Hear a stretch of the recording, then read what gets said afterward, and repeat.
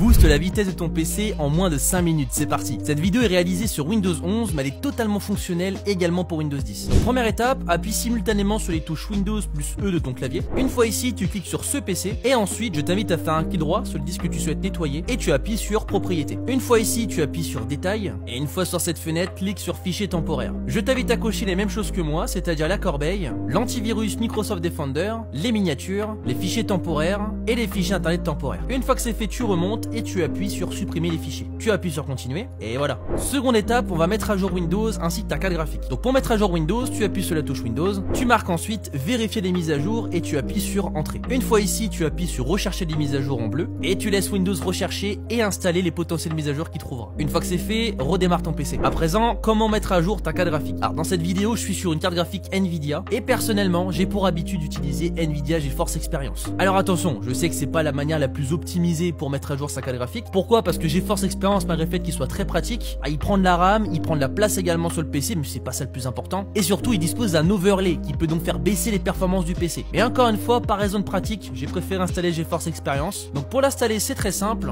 Il suffit de marquer GeForce Experience sur Google et de cliquer sur le premier lien, Nvidia GeForce Experience. Donc ça provient directement du site nvidia.com. Une fois ici, vous cliquez sur télécharger et une fois installé sur votre PC, vous atterrirez sur cette page. Cliquez ensuite sur pilote et vous cliquez ensuite sur télécharger. Une fois téléchargé, cliquez sur installation rapide et une fois l'installation terminée, redémarrez votre PC. Troisième étape, voyons voir comment désactiver les notifications de Windows. Alors c'est pas ça qui vous fera gagner beaucoup de performance, mais on va pas se le cacher, c'est quand même très chiant d'avoir des notifications qui pop à l'écran quand on joue ou même quand on travaille d'ailleurs. Donc pour cela, il suffit d'appuyer sur la touche Windows de votre clavier et vous marquez ensuite activer ou désactiver les notifications d'application. Vous appuyez sur entrée et une fois ici, vous pouvez décocher ici les notifications ou alors vous pouvez également activer le mode ne pas déranger. Quatrième étape, on va tout simplement désactiver des paramètres qui peuvent être de base activés dans Windows et qui en fait vont tout simplement récupérer des données sur vous afin de vous proposer une meilleure expérience d'utilisation de Windows. Donc pour modifier cela, il suffit d'appuyer sur la touche Windows de votre clavier, vous marquez ensuite paramètres de confidentialité, vous appuyez sur entrée et une fois que c'est fait, je vous conseille de décocher les 4 petits paramètres qu'on a ici, cliquez ensuite sur confidentialité et sécurité juste ici et cliquez ensuite dans autorisation de Windows sur entrée manuscrite et personnalisation de la saisie. Une fois ici, vous pouvez décocher le dictionnaire personnalisé d'entrée manuscrite et de saisie, on retourne en arrière et on clique sur diagnostic et commentaires. Je vous conseille de décocher envoyer des données de diagnostic facultatives. Donc pour faire simple, Windows en fait récupère des informations sur la manière dont il est utilisé par ses utilisateurs afin notamment de s'améliorer. Et en fait, il y a deux types de données, il y a les données requises, donc qui sont dans tous les cas envoyées, et il y a des données facultatives qui ne sont pas obligatoires. Et moi, je vous conseille de désactiver justement l'envoi de ces données facultatives. Je vous conseille également de désactiver améliorer l'écriture manuscrite et la saisie, désactiver également expérience personnalisée et désactiver également les données de diagnostic. Vous pouvez également ici mettre jamais dans la fréquence des commentaires afin que Windows ne vous demande pas en permanence de laisser un commentaire. On retourne en arrière et on clique sur historique des activités. Une fois ici, vous pouvez désactiver ou activer l'historique des activités. Et en fait, si je me trompe pas, ça permet notamment lorsque vous redémarrez votre PC de revenir pile sur l'application sur laquelle vous étiez avant le redémarrage. Entre autres, hein, évidemment, ça n'apporte pas que ça. Donc voilà, à vous de voir si vous souhaitez ou non le désactiver. Et dernière étape de cette vidéo, on va tout simplement modifier le visuel des fenêtres de Windows,